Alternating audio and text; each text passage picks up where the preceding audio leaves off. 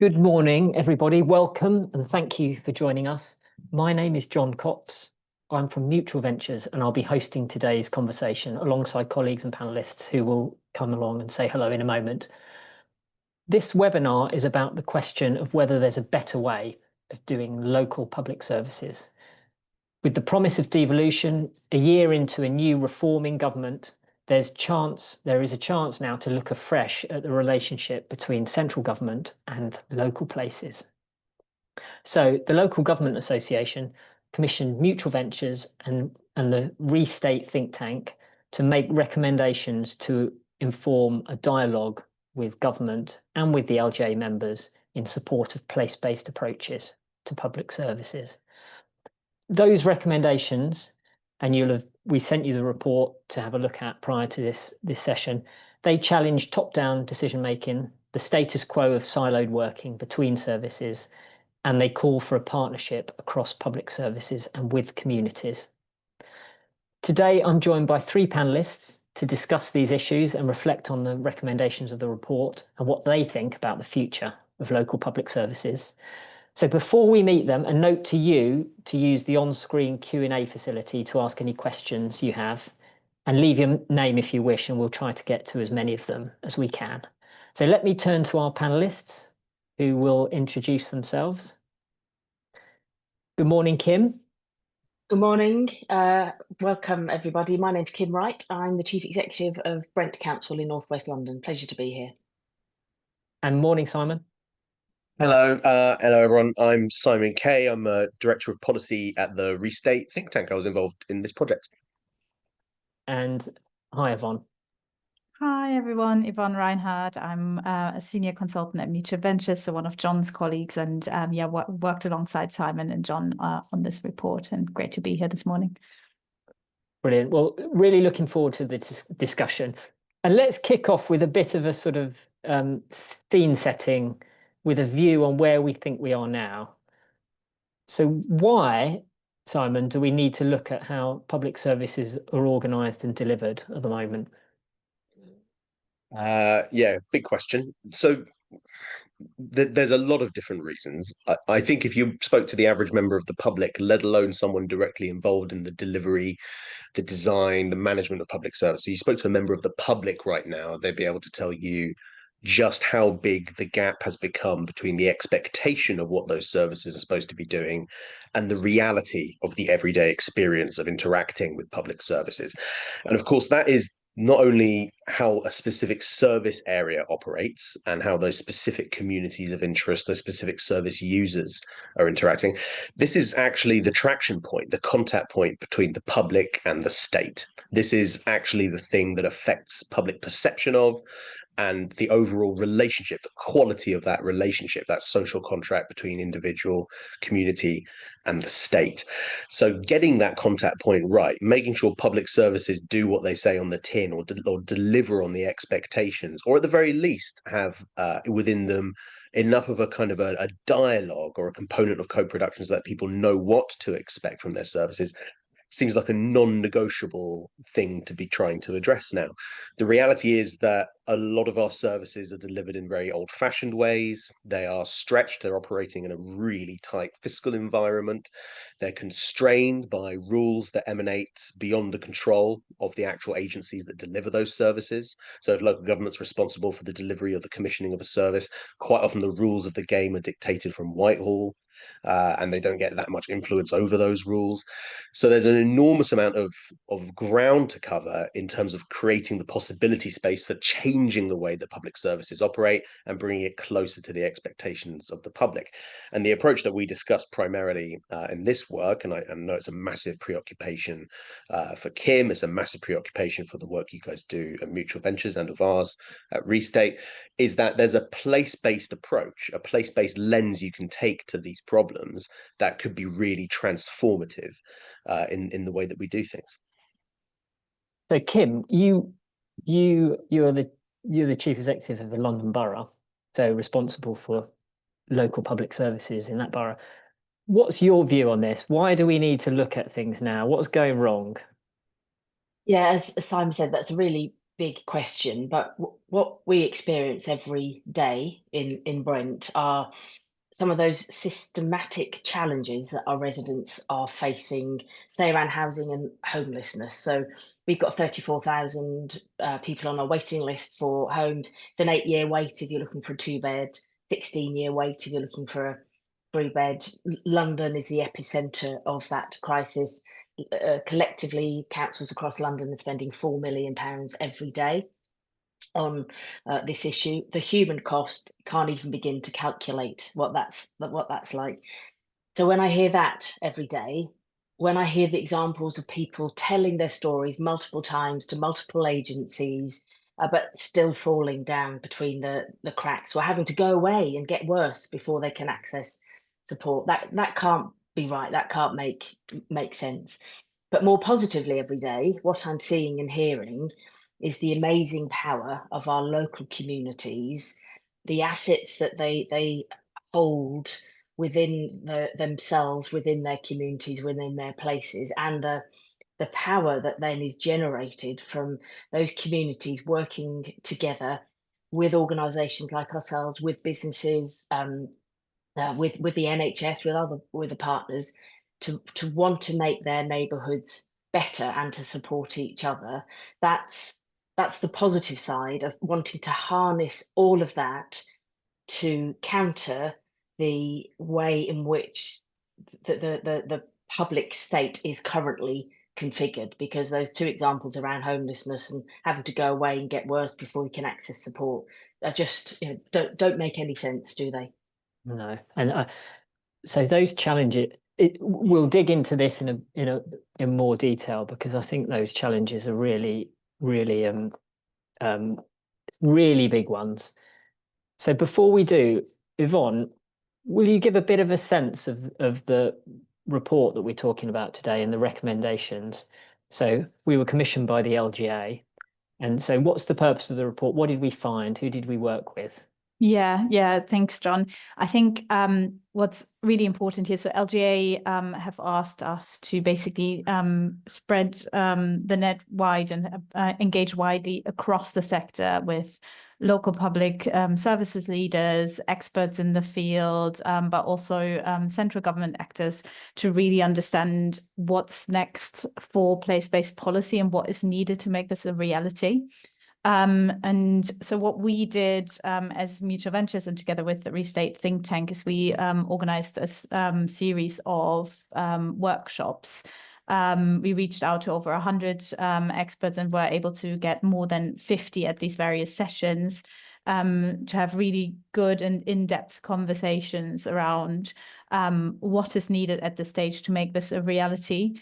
And the conversations helped us to really synthesize a number of very specific recommendations at 3 levels. So thinking about what places should do, what central government should do, but also what the LGA can do to enable this change. And I'd really encourage everyone who's at the webinar today to read the report in more detail. There are a lot of kind of very specific recommendations in there. We'll discuss a number of them today, but there will be more in the report to follow up on. So I've put the link here on screen if you haven't had a chance to look at it just yet. But I think the key bits that came out of the discussion, I think overall a real strong appetite across the board, not just in local places, but also in central government, to work differently and make this work, make this a reality.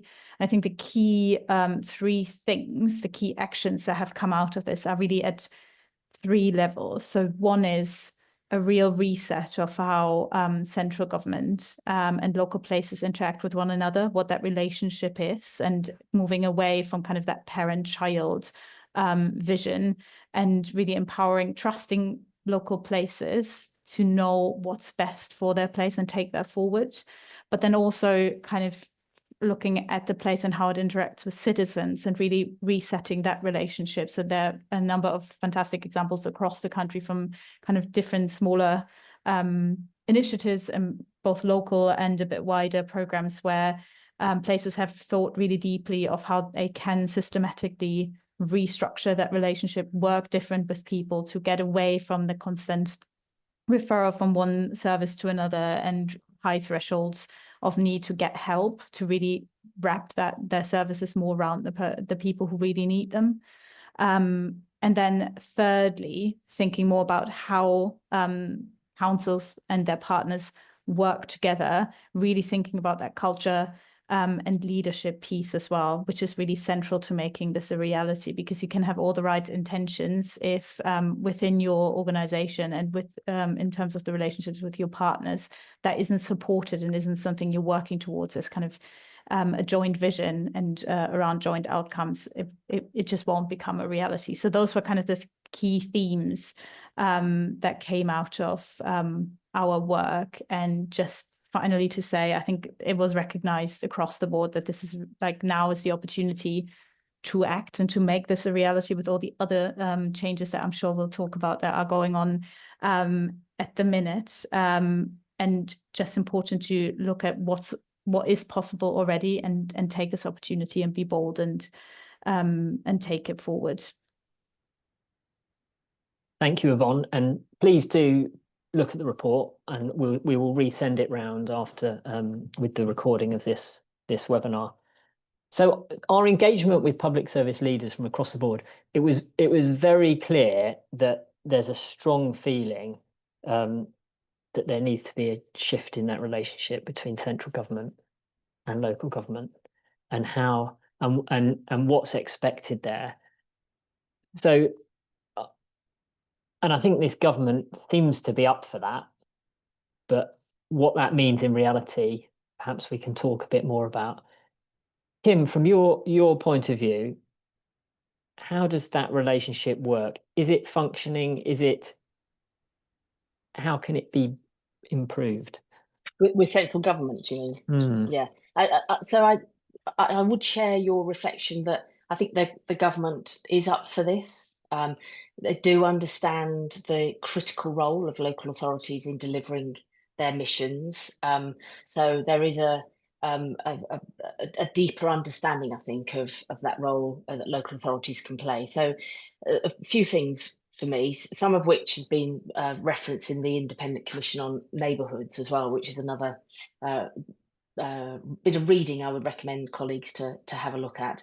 The government itself and the Whitehall department needs to think neighbourhoods in the design and the delivery of its policies, rather than each department having its own version of what a neighbourhood or a place is, or what a place-based set of arrangements are, because then it can align better with that local government context. So joining up across Whitehall would be really helpful.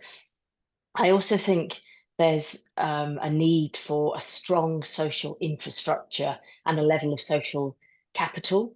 So I think if the government perhaps put more weight on the importance of that when they were developing policies, when they were thinking about delivery mechanisms on the ground, look at the learning from approaches like New Deal for Communities and big local programs, for example. And then the final point for me is understanding total spend in places, so the whole total place type approach, really crucial in my view. But gosh, is it hard to get a handle on what is being spent in local places because of the different accounting practices and mechanisms and the way we count the apples and the pears differently. So some kind of technical support working with the LGA in the sector to try and get a common language and understanding of that would be a very practical step. I think that would be helpful. Okay, Simon, what do you think? Central government relationship, local government relationship. What's the mood music at the moment as well in terms of a shift there? I mean, it's so hard. Honest answer, and this is me. I'm always acutely conscious, unlike Kim. I mean, I'm one step removed from that relationship. I observe it from outside. So everything I say is based on the conversations I have with Whitehall and the conversations I have with people in local government. But from those conversations, honestly, it's so hard to pin down the health of that relationship right now. I mean, I agree with all of Kim's reflections. Sounds spot on. But there are sort of two tracks happening in parallel. There's a bit of cognitive dissonance going on in central government right now. We've got I think, really good mood music around neighbourhood working, around the commitment to trying that out. You know, that the English devolution bill wants to kind of creates the foreground for a bit of a review on how we do the neighbourhood side well. The NHS 10-year plan seems to be getting serious about some of that stuff too, at least in terms of rhetoric. There's really excellent stuff emanating from the Cabinet Office now with Georgia Gould and Nick Kimber and all the kind of cluster surrounding them. There's even pockets in the Treasury that seem to understand the case for some of these approaches. Total place is an explicit concept that's being used in the way that MHCLG is starting to think about its work. All of that's really positive. So seems like all's well, right? Seems like we're on the right track.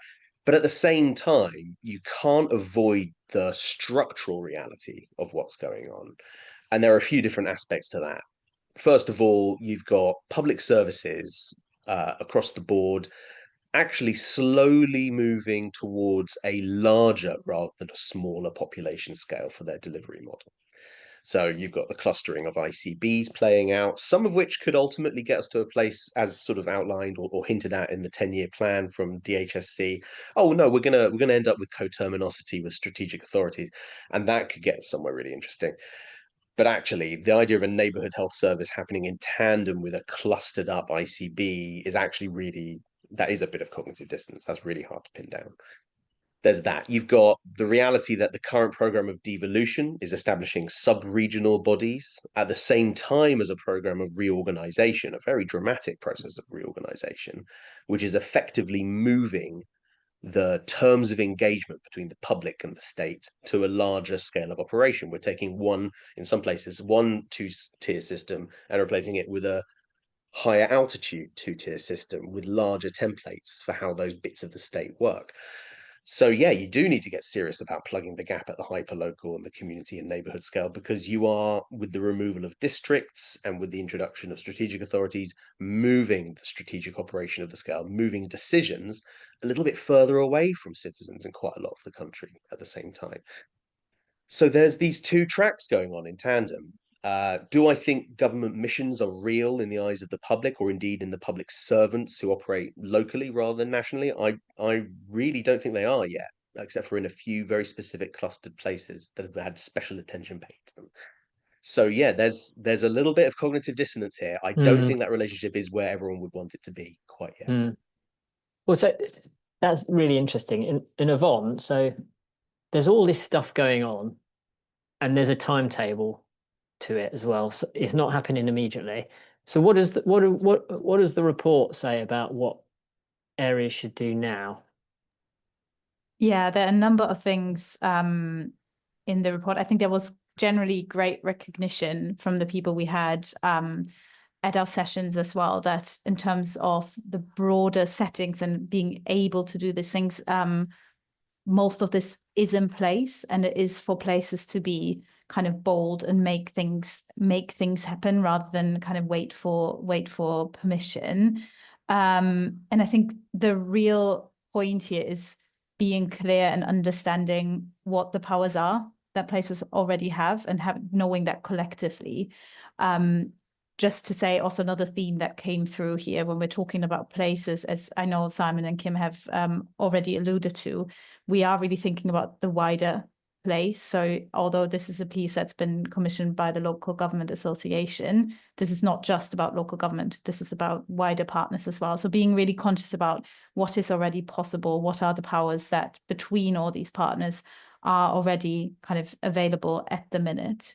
It's then also really important to be clear on what the benefits are of this work. So one thing that's really come through is if we do something over here, it might not kind of benefit every single organization within this place, but still be to the wider benefit of the place as a whole and the citizens within them, and being really conscious of what is it we're working towards, what are the joint outcomes, and even if it's not my organization that will directly benefit from it, it's still something to take forward, and being really clear on what it is we're working towards, I think, are some of the key things here. I think one of the most important things, and I do think it relates really to the relationship with central government as well, is thinking about this as a real shift in how things are done as a business as usual, rather than a program or a pilot. So there's I know there's real appetite at the minute, and Simon, you already alluded to it earlier, in terms of testing things locally and learning from that, which is fantastic. It's important that these things are not thought of as short-term programs and things we will do now for the next 12 months. We will try a few things and then that is it. It's really about, as a place, thinking about place-based working, the partnerships that come with it, and all of these different points as the new normal rather than a short-term program. And I think that has come through repeatedly across all our sessions in relation to things like the really good work that's happening in various places across the country in terms of the Changing Futures program, really moving beyond that program mentality and making that a real shift in terms of how things are done more generally. I think are key things here. Let's pick that up in a second. So I saw some nodding heads there. There's two questions, related questions we've got in the Q&A, which is just around what we're talking about when we say public services here, and I guess what's a place, and have NHS ICBs and primary care been involved in this work? So maybe to that one, Yvonne, has the NHS been involved in this work? So we reached out widely as we were organising this work. We had NHS Confederation at our workshops. There is definitely more work to be done to kind of include NHS leaders more systematically in this thinking. So I think we definitely reached out in terms of who we were able to secure at the sessions. I'm sure there's more to be done, but we had that thinking represented at the sessions, and something that's come through across the board that need to kind of be able to work with partners in the NHS, because you can't really achieve outcomes for people around better lives, better life expectancy, etc. If you're working on the wider determinants of health, you need health at the table. And Kim, so on the ground in Brent, that question about what's a place and what are the partners? Yeah, because so there's mention here of the voluntary sector as well, which is so in Brent, the people involved, the organisations involved, absolutely. The local GPs and the primary care network are at the centre of this, as are schools, as are the voluntary sector, the faith sector, and community organisations in the place, alongside the police as well, who have been involved in this, and London Fire Brigade have been at some of the meetings as well. So definitely it's a very wide definition of what public services are. But one of the sort of emerging themes that we're finding is how you define place, because we want to have a location with local meaning, and our boundaries, whether they are a ward boundary or the primary care network boundary, or our Brent Connects boundaries, they don't always mean anything or very much to those people who live in the neighbourhoods and the communities. So what we're trying to get a much granular understanding of what place is, and what defines a place for the people living in a neighbourhood. And it's not for us to draw the lines or the boundaries depending on the ward, for example. We want to really build a true community informed understanding of what residents' neighbourhoods are. Where do they go? Where do they spend time? Where are the faith networks? Where are the shops and businesses that are real anchors within the community? So in Harlesden, which is the area where we're doing some testing and learning at the moment, part of it is going to be understanding the residents' view of their place and their neighbourhood, so that we can then understand how to deliver those services in that area from all of those public sector agencies involved in a much more neighbourhood focused way, and recalibrate our services to match what the community and neighbourhood define as their place, not what we think it is, because some years ago someone happened to draw a boundary of what a ward was. They're so porous, aren't they? The boundaries, they mean nothing really other than to people like us when we have to count those ballot papers on a ward basis in an election.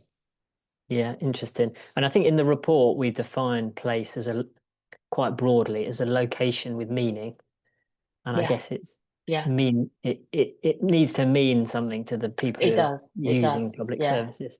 Yeah, and I think just one other point to make on recommendation 1 in particular, which about place leaders being able to work together, be bold and act now.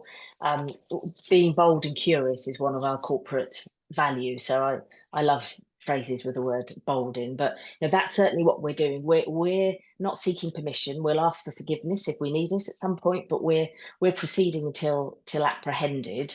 And one of our principles is about failing forward, because we're not going to get this right all of the time. But as long as when we do get it wrong, and within a safe and legal environment, we learn from it and we get up again and we try to do something different, having learned from failing forward in the first place. And it's being given permission to say, we can get this wrong and it's okay. Yeah.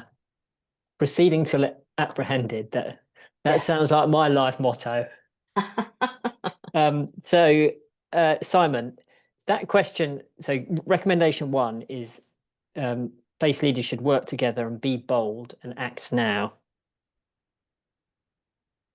Is that realistic? Yeah. Well, look, let me channel my inner Donna Hall, which is something I try to do at all times with my "What Would Donna Do" t-shirt. She was heavily involved in this report as well.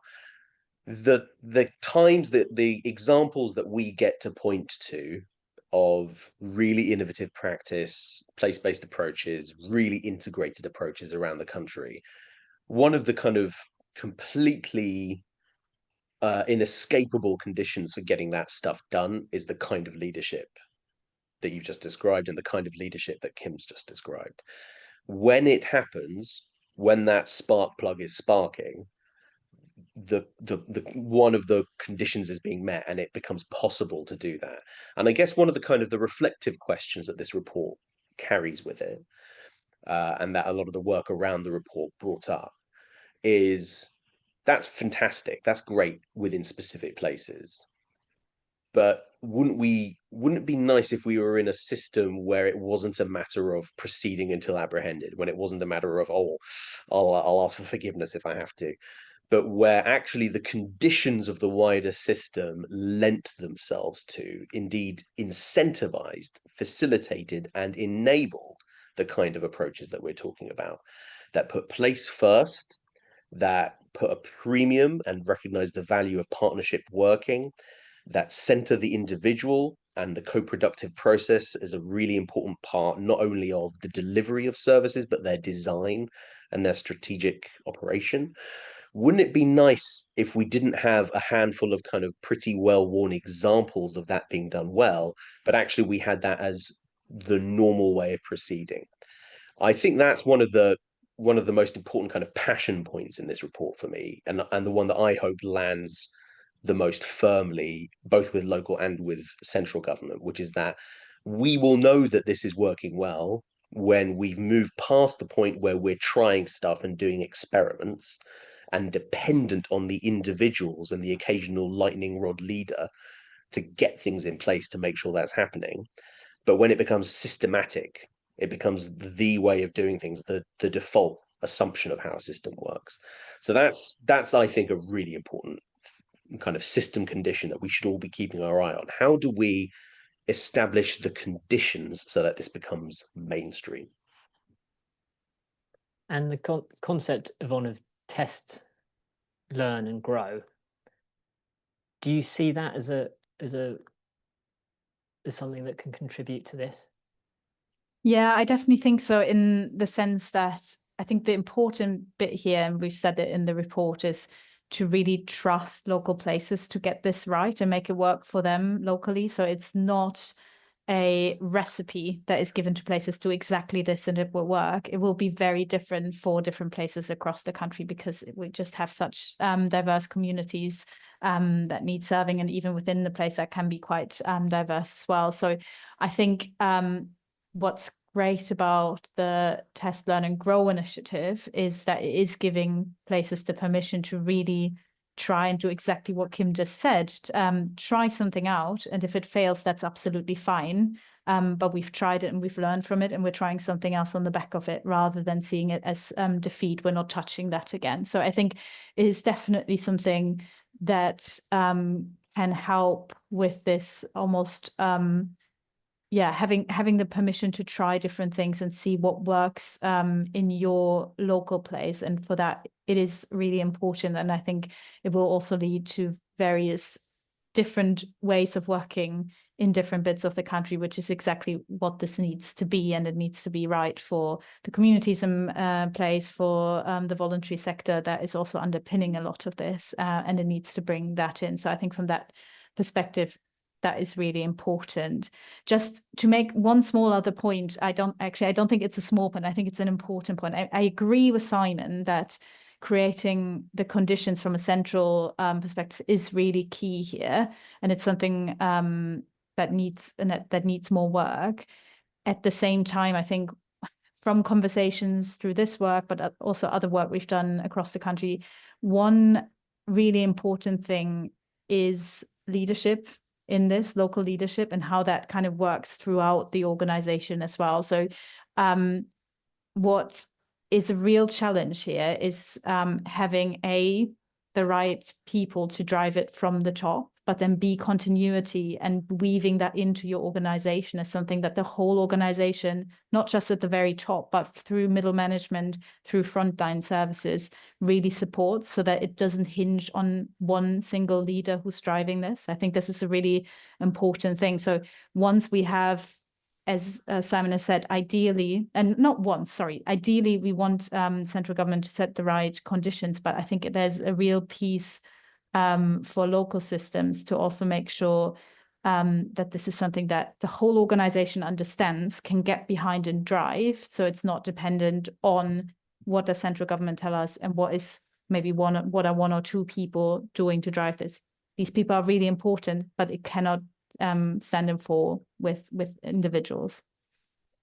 And can we pick that up with you, Kim, in terms of, I think, the issue of culture and leadership? So you've talked about the relationship with the citizen, and then you've talked about the culture within the organisation failing forward.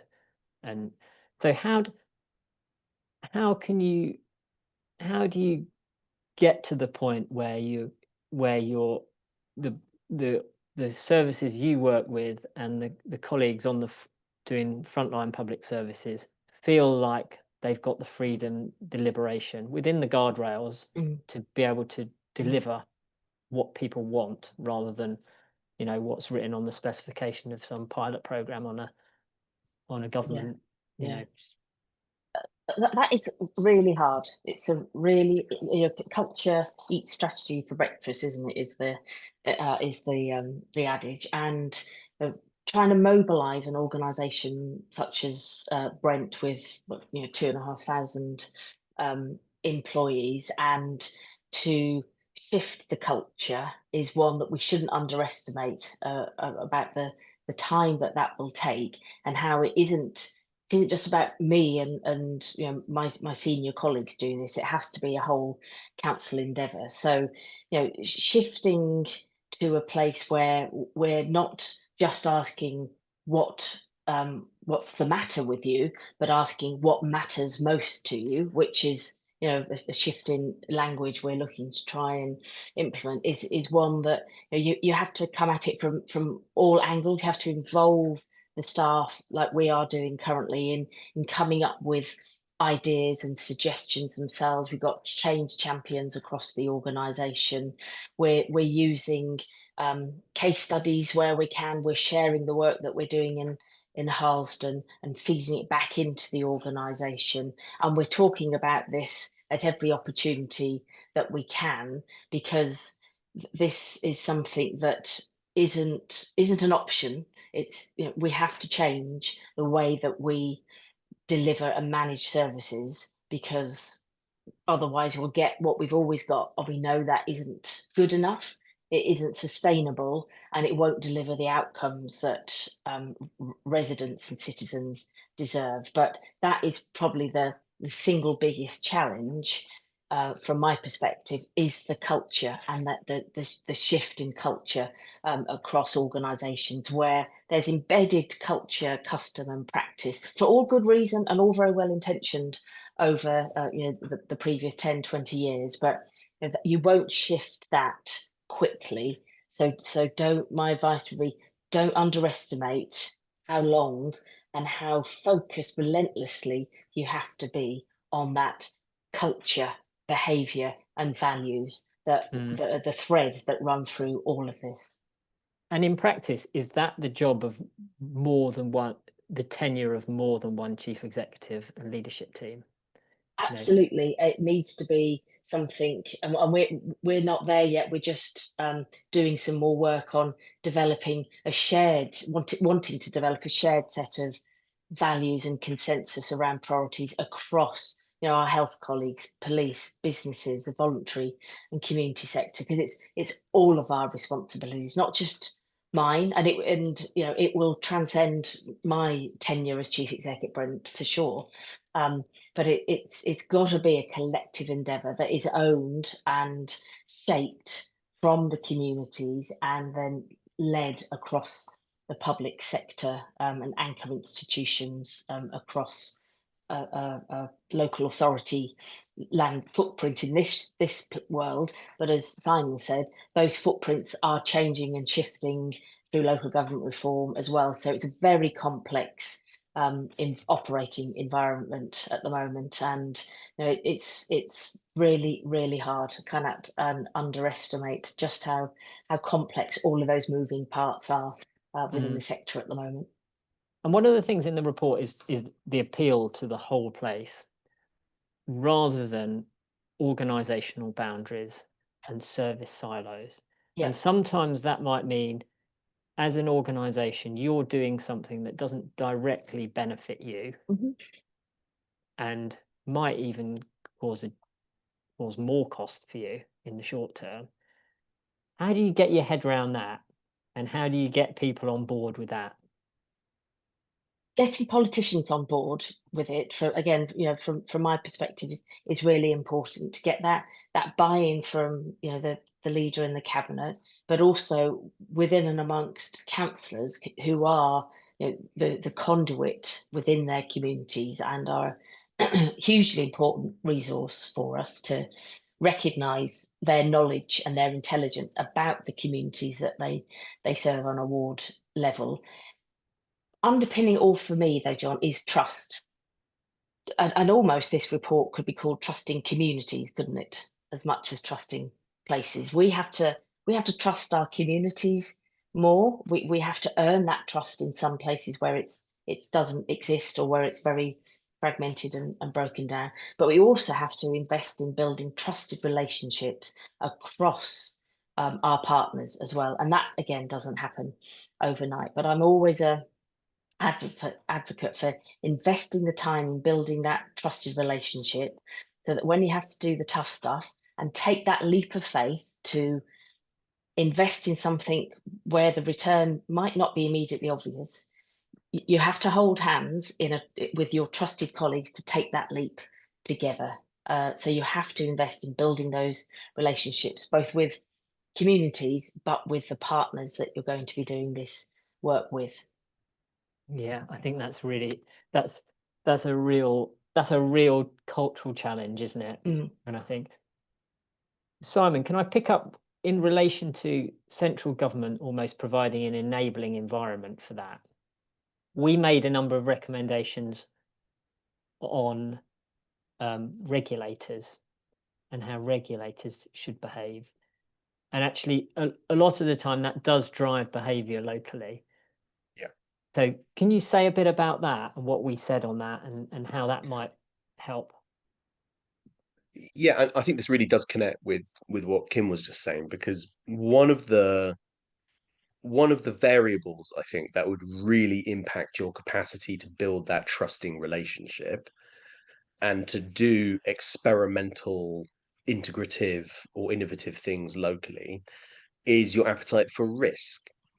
So the regulatory environment you create around what we do with our public services in places is just one of them. It's one of the very few areas where if you make a change to how those operators function, you might actually be able to shift the dial on the risk environment that the public sector and indeed all their partners occupy. So that's the idea in the report, is that actually you can shift the risk environment for these actors by changing the way that regulators operate. Now, this is not something I expect to be kind of picked up and run with in a huge way by central government, because it's the risk appetite goes both ways. Not only would it shift the risk profile locally, but it would make central government feel like they have less leverage over outcomes in places that they could ultimately feel accountable for, or be blamed, or yeah, well, potentially thanked, but they never think about that for as well. So it's a big ask. But if you could change, you know, I mean, looking at the kind of the core regulators, if you could change the way they operate so that they are factoring in the kinds of practice we talk about in the report as something to incentivize, to reward, to recognize, but to a greater extent than is currently the case, to create a bit more safe space for these kinds of practice, I think we all argued that this would be a really positive thing, because that risk appetite is such an important variable and one of the toughest things to shift in the way the system currently works.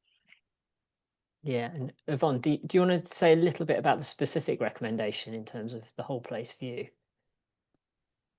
Yeah, happy to come in on that. So I think what we said there in terms of regulators was to make regulators collaborate and require them to take a whole place view, in the sense that rather than looking at what are children's services doing over here in isolation and then looking at different places in the same way, and kind of ignoring the way these are all working together and what it means for a place to shift towards this more collaborative working, really thinking about what is the place trying to change and shift, and also making sure that we're not kind of stuck in a perpetual kind of inspection cycle from that perspective. So if you're trying to work towards something as a whole place, towards a joint outcome, if kind of in all your different areas you're constantly subject to different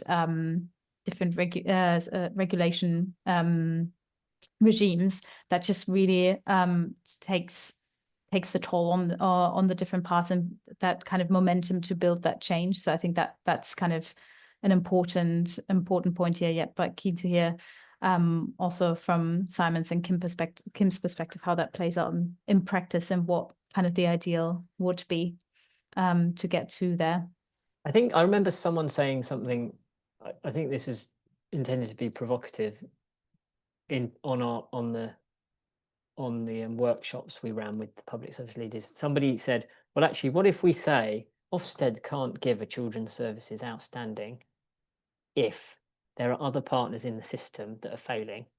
Because actually that would provide an incentive within all the regulation for partners to look after each other and pay attention to each other, which I thought was an interesting idea. I'm just going in. We've got a number of questions as well. So one of the questions we've got is there an urban bias to this? In terms of how we're talking about, so there's a mention of coastal areas and rural place-based working. That has to look different, doesn't it, Simon? Yeah, I mean, I saw that question, and actually, I think there's actually a little bit of a discussion happening in the Q&A there about this stuff. I think that's spot on. There is an urban bias in the way we do policy. Part of it is an understandable byproduct of the way that the demographics and the population concentration play out in the geography of our countries. We can have an urban and a suburban bias, as it were. Part of it's to do with something that I think has just been mentioned in the chat, which is this idea that a lot of our public servants, whether they're part of the public sector or not, But the people who are operating in these spaces tend to be people who also live quite far away from those more remote parts of our geographies. And that in itself will create a kind of a cognitive bias that's hard to factor in completely. I don't have a clear solution on this one, but I think it's important to acknowledge that, yeah, the models we talk about do tend to carry that urban suburban bias. And I think the implications of that in terms of the social fabric in more rural and indeed coastal areas are pretty self-evident right now, that it has a political knock-on effect when those communities feel particularly, quote unquote, left behind. Now, there are plenty of left behind neighborhoods in urban environments, plenty in otherwise very prosperous on average urban environments as well, as others here are very qualified to comment on. But there's something, and it's in a way, it's the oldest dynamic, the oldest dichotomy in all of British and English politics, is this town and country, urban, rural distinction. It's not left, it's still there, that distinction. There are still many, many, many people living in those kinds of areas. And the whole concept of public service delivery over those bigger swathes of geography is very, very different. It changes what we mean by hub. It changes what we mean by connectivity of communities between different parts of the system and being able to gather together to share their interests and to collaborate as part of the overall place-based approach that we talk about in the report. So all I can do really is recognize that that's a factor and say that that's something we all need to be thinking about much more often. Yeah, and I guess that's the point though of place, isn't it? It's the fact that, I suppose in Kim, in your terms, what's needed in Harlesden isn't the same as what's needed in Wembley, for example. Yeah, absolutely. And our approach is very much about being led by what the data and the local insights and the local communities are telling us matters most to them. But we're starting somewhere, which is in Harlesden, where we're testing and learning. But then we want to go everywhere. But it won't be a drag and drop of one model from Harlesden to one in Wembley or Kenton or Kingsbury, because, as you say, it will be very different, led by and from the communities, because we know our communities are so fantastically diverse, and we'll have different priorities, different needs, different infrastructure, different social capital, and it would be at best lazy and disrespectful of us if we just assumed what works in Harlesden will work in Wembley. And there's a question in the chat about inequality. It's about regional inequality, but I guess you could answer that in relation to Brent. Does that mean, we accept that there's we accept variation because there's variation in needs, but how do we stop that from becoming variation in quality and outcome, I guess, ultimately as well? Well, I think part of it is about having standards without standardization. You can still strive to have the very best standards of delivery without it being standardized. So I think that's one element of it.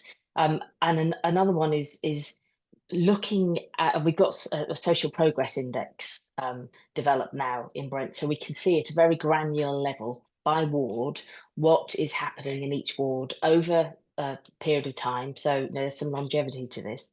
So using that data to track what is happening in different wards and what the impact is on the community, because they're starting from different levels, so they will progress at different levels as well. So using the data and the insight from that data to make better informed decisions for interventions, investments, or getting out of the way. Sometimes we just need to get out of the way. Is going to be a really important element of this work for us as well. So that's the bravest thing you can do, right? Get out of the way. Yeah. Because definitely. you're accepting and give some of that power away. And we've got a new market rent reduction framework now for some of our community assets. So if community organisations or consortiums can demonstrate that by using that asset to deliver community benefits and outcomes, they'll have a greatly reduced rent, and we'll get out of the way of taking that rent off them because we trust them to deliver those community outcomes. Yeah. There's a final question in the Q&A from David Milne around government missions. So there's a huge challenge because central government have said that they're going to be accountable for these public service missions, these 5 missions. So what should local leaders be prepared to commit to provide the reassurance on how place-based working is going to contribute and be held to account for those missions? It's a big question. Simon, how does missions link up with place-based working? Well, we put a bit of effort into this in the report, and in hindsight, is this a controversial thing to say? The mission-based approach is not any longer, I would say, at the forefront of how government is organizing its efforts at this point. Maybe it will return to being so. So it's a slightly shifting picture, isn't it? Look, I totally accept the premise of this question, which is that it's really hard for central government to let go when it feels accountable for the overall outcome, that it's made a guarantee of something and it wants to see it through, but to do it, it'll have to hand it over. But if I was in a leadership position, and I'm very obviously I'm not, so I get to say this with impunity. But if I was in a leadership position locally, I think the thing I would want to say to central government is, you are not going to deliver on this aspect, that aspect, or that aspect of what you've committed to doing without setting over those powers. So it's not really that the accountability point is sort of secondary to the deliverability point here. It's not going to happen unless you give us enough free rein to take the objective that you've set with the mission and try and use local assets, approaches, in order to get there in the first place. You have to answer that question before you can answer the accountability question, because you need something to be accountable for. And I think that's the way that I would have that conversation if I had my druthers. But yeah, as ever, much easier to say that from a theoretical standpoint, isn't it, Kim? We kind But of I don't disagree, Simon. I don't disagree. We're approaching the end of our hour, so I just want to ask everyone one question to finish off, which is, so we've got a mixed audience here of people from different public services, you know, including councils, but also the NHS. And what one thing do you think people should take from this discussion, and maybe make it practical as well, if you can? What one thing should they take? And Yvonne, perhaps I can start with you. Oh no. I would have appreciated another minute to think about this. No, but I think from a practical point of view, I think is for places really to think deeply about kind of what within the processes that they currently have, especially when it comes to thinking about how frontline teams can be flexible in the way they work with the people they are trying to serve. What of the processes, what of the kind of structures you have around that are really purpose-driven, and what are things that maybe stem from another era, are things that we've always done that way. So really being open to rethinking, and that in a kind of with a co-production lens on, so working with frontline staff and working with the communities that you're serving to rethink how do we deliver these services in a different way, and what are the things that we probably do not actually need and that are actually hindering that kind of flexibility and that really and way of like thinking about the liberated method, but think that kind of practical way of thinking and delivering services in a way that will have a real impact on a real person rather than a one size fits all. I think that's where I'd suggest I would start, from that kind of thinking boldly about how to do things differently. Mm-hmm. Thanks, Yvonne. Simon? I've got to take it back to, Hobby Horse recommendation 4. It's which is about this point about normalization and escaping a pilot mentality. And it's not just in recommendation 4, it runs like a thread through the whole report, I think. And And why is that a really important practical point? Because it's a lesson not only for central government, but for local government. The question we need to start asking ourselves in public services, I think, is not, oh, how can I enable this experiment? How can I make this thing, this innovative patch, go a bit further? The question we need to start asking ourselves is, how do I normalize this? How do I embed this as the way that this is done from now on? And I think that is a really empowering and powerful way to kind of shift and invert the way that we tend to think about place-based approaches in this country for some really important reasons. What does it look like if we stay, instead of, well, we're going to pilot it, we're going to have those isolated, specially created conditions for this pilot, for this experiment? What does it mean to say, no, this is how we do things now across the board? Thanks. Oh, and Kim. Yeah, thank you. So I think there are a couple of questions I asked myself and my team, and I'll just leave these as things to constantly be asking ourselves. One is, are we asking people what matters most to them, as well as what's the matter with you? So are we asking that question? And we talk about a safety net, which is, of course, really important, but what about the trampoline that is needed to really enable people to reach their goals that they want? And Dan Sherlock, who's our head of place leadership, talks about the trampoline a lot. And then, are we showing our communities that we trust them? Are we creating the conditions that enable them to trust us? Two questions there that I have in my head and would offer to colleagues to think about as well. Yeah, I think they're really valuable reflections. And for what it's worth, what I'm taking is the importance of culture and relationships, and investing in those relationships. And I think if everyone asks a sort of variation of your question, Kim, which is the quality and nature of my relationship helpful for achieving the outcomes that this community wants for itself? And I think that's a kind of vital question. I hope that's been a helpful discussion for everyone and challenged you, or just given you something to think about. And place-based working, as Kim has outlined, is happening, but it's also an aspiration.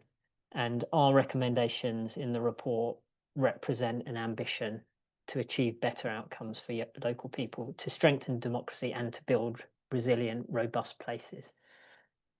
So our advice and experience is here to make use of, and we'd be delighted to have further conversations with you.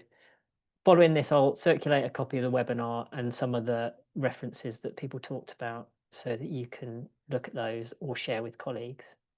And please do drop me a line if you have any questions.